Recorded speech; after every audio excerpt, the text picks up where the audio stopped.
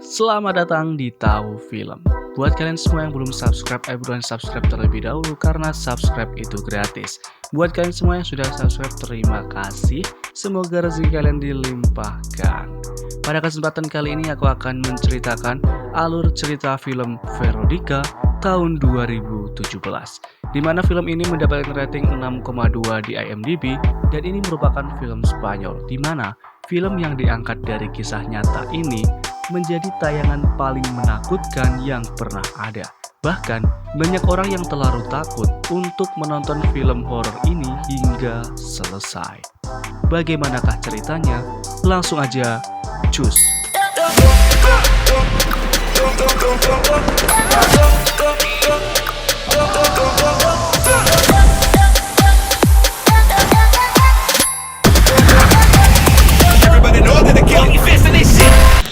Film yang berlatar di Madrid ini diawali dengan suara anak perempuan yang meminta tolong melalui panggilan darurat.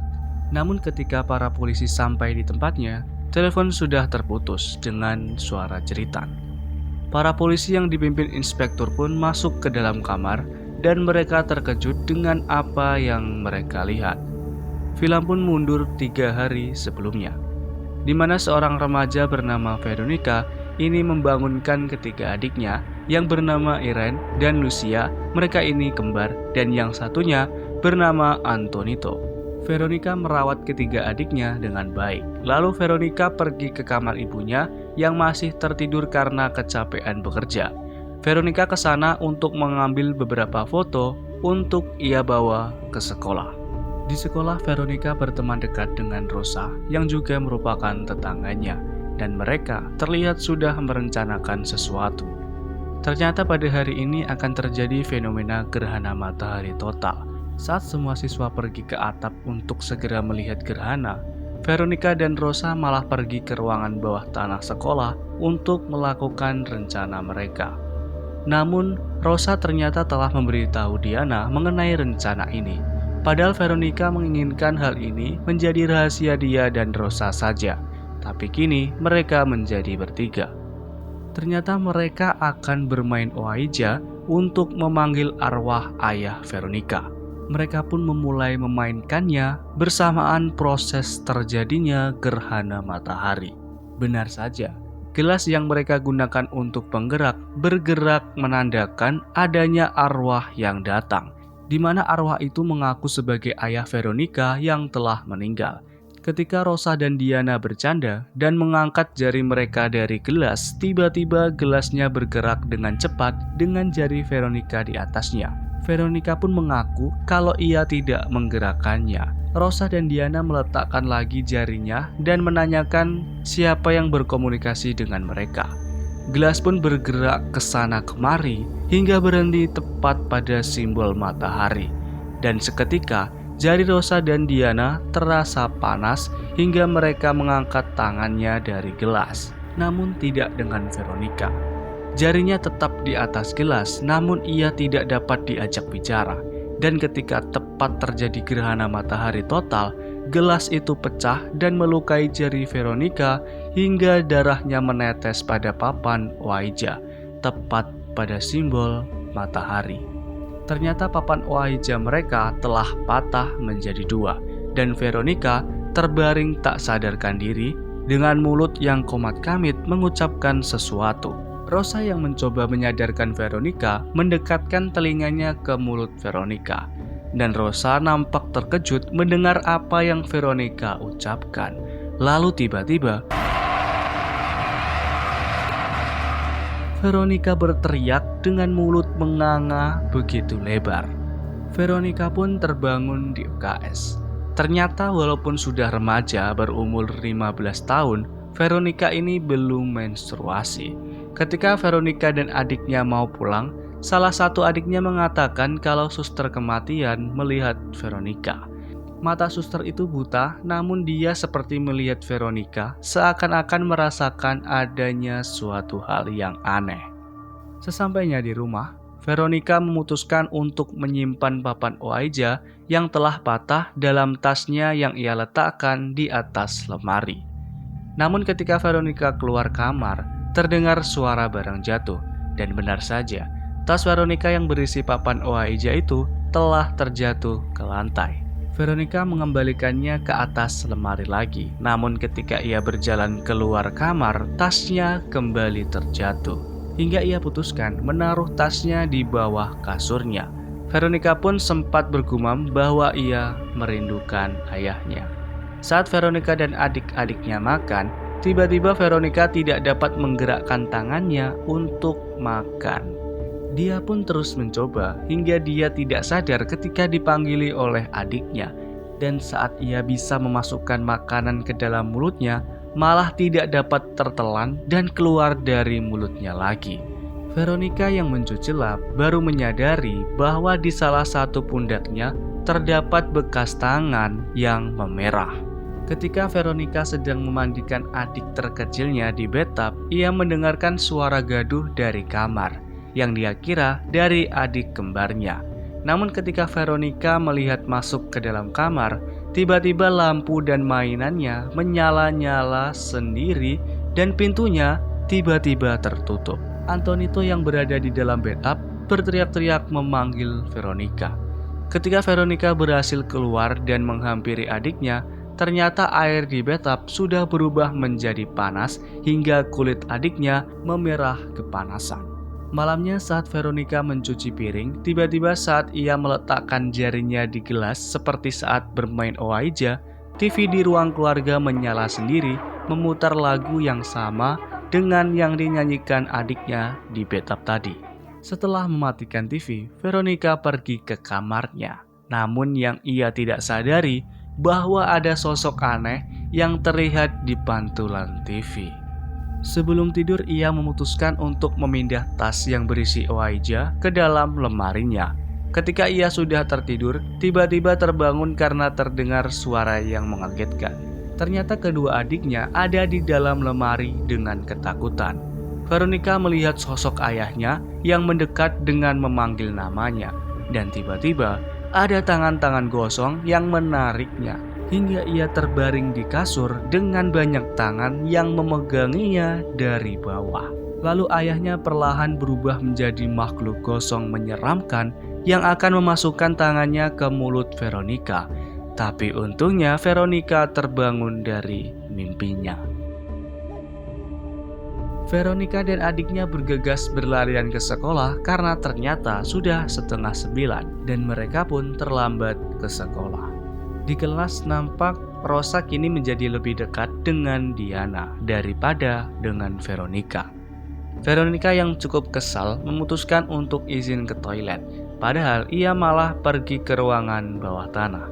Ia ke sana untuk mengambil foto ayahnya yang tertinggal. Namun ternyata di sana ada suster buta juga. Suster itu walaupun buta, tetapi seperti dapat melihat. Karena menurut ia juga, kita tidak memerlukan mata untuk melihat. Ketika suster itu melihat foto yang Veronica ambil, ia mengatakan kalau Veronica telah melakukan hal yang sangat berbahaya.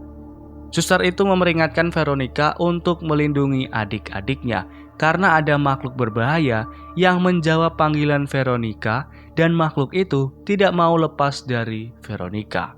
Bel sekolah yang berbunyi membuat Veronica bergegas pergi dari sana. Namun nampak suster itu mengatakan, "Larilah selagi kau masih bisa."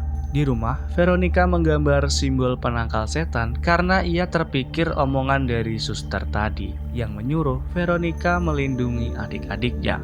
Lalu ada tetangga yang datang marah-marah karena rumahnya yang di bawah rumah Veronica seperti mau runtuh dan ada noda hitam yang tepat pada posisi kamar Veronica juga. Malamnya Veronica mendengar panggilan dari alat komunikasi adik kembarnya. Untungnya ketika Veronica mengecek, adiknya tidak kenapa-kenapa dan masih tertidur. Namun ketika Veronica mau pergi, tiba-tiba mainan di lantai menyala sendiri memancarkan cahaya merah dan biru yang bergantian. Lalu terlihat bayangan hitam di dinding yang mendekati salah satu adik kembarnya. Simbol-simbol yang Veronica gambar pada kertas sebelumnya tiba-tiba terbakar sendiri. Namun Veronica tidak dapat membangunkan adiknya karena tangannya seperti ada yang memegang hingga membekas. Hingga tangan makhluk itu mencekik adiknya, Veronica baru dapat menghampiri salah satu adik kembarnya yang berteriak itu. Veronica menyuruh mereka berdua membawa kasur ke ruang keluarga. Kini mereka pun tidur bersama di depan TV. Salah satu adiknya menanyakan kenapa Veronica mencekiknya. Veronica pun menjawab kalau dia melindunginya, tidak mencekiknya. Hingga akhirnya mereka tertidur semua. Tapi lagi-lagi Veronica terbangun karena ada suara mengagetkan dari arah pintu. Ternyata bayangan makhluk menyeramkan itu terlihat berada di balik pintu. Adiknya pun juga ketakutan memeluk Veronica. Veronica memegang salib dan mengarahkan ke pintu. Tiba-tiba pintu terbuka dan ibunya yang ternyata datang setelah bekerja. Ibunya menyuruh mereka semua untuk kembali ke kamar. Ibunya marah ketika mengetahui Veronica telah memainkan Ouija, namun tak mempercayai perkataan Veronica kalau ada hantu yang mau mencelakai mereka semua. Esok paginya, adik-adiknya membangunkan Veronica dengan semangat. Namun adiknya malah menggigiti tangan Veronica hingga tercabik-cabik. Untungnya ini mimpi lagi. Tapi ternyata Veronica menstruasi. Ia lantas membersihkan kasurnya dari noda darah. Tapi ketika ia membalik kasurnya, ternyata di sana ada noda hitam. Veronica pun pergi menemui adiknya. Anehnya, adik terkecilnya ini mengatakan kalau ayahnya yang membacakan cerita untuknya dan malam nanti akan datang lagi. Veronica pun menyuruh Antonito itu untuk menutup telinga rapat-rapat dan memanggil Veronica ketika makhluk itu datang kembali. Veronica yang merasa curiga lantas membalik kasur adiknya. Benar saja, di semua kasur adiknya ada noda hitam yang bahkan lebih besar. Veronica langsung mengajak adik-adiknya ke kafe ibunya dan berkata ia mau pergi ke rumah Rosa. Namun Veronica malah pergi ke ruang bawah tanah sekolah lagi. Dan di sana ternyata sudah ada suster buta juga. Suster ini ternyata dulunya juga berusaha mengusir makhluk itu. Namun ia malah jadi membuat matanya menjadi buta. Suster itu berkata kalau untuk mengusir makhluk itu, Veronica harus melakukan seperti saat mengundangnya, kemudian menghancurkan portalnya. Suster itu lalu harus pergi karena dihampiri wanita lain dan sempat berpesan kalau jawabannya ada pada buku itu dan kembalilah ke tempat yang pernah kau kacaukan. Veronica pergi membeli Ouija yang baru untuk membaca buku panduannya karena buku yang sebelumnya telah terbakar sebagian. Veronica pun mengetahui kalau harus ada salam perpisahan pada permainan itu karena tanpa hal itu arwah akan melekat pada diri pemain. Veronica langsung bergegas ke rumah Rosa yang tengah melaksanakan pesta. Namun Rosa dan Diana tidak mau menuruti permintaan Veronica untuk memainkan Ouija lagi. Sebelum pergi, Rosa mengatakan kalau waktu bermain pertama itu, Veronica berkata kalau hari itu dirinya sudah mati. Veronica lalu pergi ke kafe ibunya untuk meminta ibunya menutup kafe dan pindah ke tempat yang tidak ada hantunya. Tentu saja ibunya tidak dapat melakukan hal itu. Veronica pun mengajak adik-adiknya untuk pulang ke rumah. Di rumah, Veronica memutuskan untuk bermain Ouija bersama adik-adiknya. Veronica menyuruh Antonito untuk menggambar simbol pengusir setan di seluruh rumah. Namun adiknya ini ya karena masih kecil dan mungkin ia bosan dengan menggambar simbol yang sama, ia malah menggambar simbol lainnya yang merupakan simbol pemanggil setan. Ketika semua sudah siap termasuk papan Ouija yang telah ia rekatkan lagi, Veronica pun bermain dengan kedua adik kembarnya. Permainan pun dimulai. Tiba-tiba angin berhembus dan pintu terbuka sendiri. Mereka pun menyuruh makhluk itu untuk pergi. Ternyata untuk memutuskan hubungan, mereka harus mengucapkan mantra dan bernyanyi santai. Namun nampaknya Veronica tidak mengetahui mantranya dan meminta adik-adiknya langsung menyanyikan lagu saja. Mereka pun menyanyikan lagu yang biasa dinyanyikan Antonito. Setelah bernyanyi cukup lama, gangguan mulai terjadi, hingga semua lilin dan lampu padam dan papan Ouija robek kembali. Perlahan gelas yang mereka gunakan bermain menggelinding keluar ruangan. Veronica pun mengikuti gelas itu sendirian. Gelas itu ternyata mengarah ke dalam kamar. Ketika Veronica menyentuh noda hitam yang ada di sana, tiba-tiba ada sosok dari dalam kasur yang menariknya. Untungnya Veronica masih dapat lolos. Ia langsung berlari menghampiri adik-adiknya. Veronica menghubungi polisi untuk meminta bantuan. Saat ia berbicara dengan polisi, adik terkecilnya, Antonito, malah berjalan sendiri ke dekat pintu. Dan ia diseret oleh makhluk gosong itu. Setelah memberitahu alamat rumahnya, Veronica langsung berusaha keras untuk menyelamatkan adiknya yang ada di dalam kamar mandi. Setelah menemukan Antonito, Veronica mencari kedua adik kembarnya dan bergegas keluar dari apartemen itu. Ibunya yang ada di kafe dan melihat banyak mobil polisi yang melintas, seperti merasakan ada hal yang terjadi dengan anak-anaknya. Ia pun langsung berlari pulang. Akhirnya Veronica dan adik-adiknya berhasil sampai di lantai dasar. Dan kedua adik kembarnya sudah ada di luar gedung apartemen. Namun adik kembarnya menanyakan di mana Antonito. Dan ketika Veronica melihat dirinya pada kaca, benar saja, Antonito yang dari tadi ia peluk ternyata tidak ada. Veronica pun memutuskan untuk kembali lagi mencari Antonito. Ibunya yang sampai langsung menemui anak kembarnya yang tengah menangis histeris di luar apartemen. Polisi pun sampai di apartemen mereka. Veronica yang kembali akhirnya menemukan Antonito yang masih ada di dalam bathtub kamar mandi. Namun ada makhluk gosong itu yang menarik Antonito dan menutup tirai. Veronica yang akan membuka tirai, tiba-tiba makhluk itu menghempaskan Veronica hingga membentur kaca. Melihat Antonito lari keluar kamar mandi, Veronica mengambil pecahan kaca dan mencari Antonito. Namun Veronica kini terlihat santai dan seperti ingin mencelakai Antonito. Bahkan makhluk itu menunjukkan tempat Antonito bersembunyi. Di sana Antonito menutup telinganya dan memanggil-manggil Veronica. Veronica pun teringat kalau ia pernah menyuruh Antonito untuk melakukan hal itu ketika makhluk jahat datang kepadanya lagi. Veronica juga menjadi teringat tentang hal-hal yang telah ia alami. Benar saja, makhluk itu sudah ada di dalam tubuh Veronica. Veronica pun memutuskan untuk membunuh dirinya sendiri agar tidak mencelakai adik-adiknya. Namun sebelum berhasil melakukannya, makhluk itu mencekik Veronica dan memasukkan tangannya pada mulut Veronica. Saat itulah inspektur dan polisi masuk ke dalam kamar dan melihat Veronica melayang dengan mulut yang menganga. Setelah terjatuh tak sadarkan diri, Veronica langsung dibawa tenaga medis. Inspektur yang masih ada di dalam rumah Veronica hendak mengambil foto Veronica. Namun ia menjatuhkannya karena merasakan panas dan tiba-tiba foto Veronica terbakar tepat pada wajah Veronica. Bersamaan dengan itu, lampu ruangan menjadi menyala dan inspektur mendapatkan telepon kalau Veronica telah meninggal. Polisi yang menyelidiki kasus Veronica ini merasakan mual-mual dan menjadi sakit, hingga membuat penyelidikan dihentikan.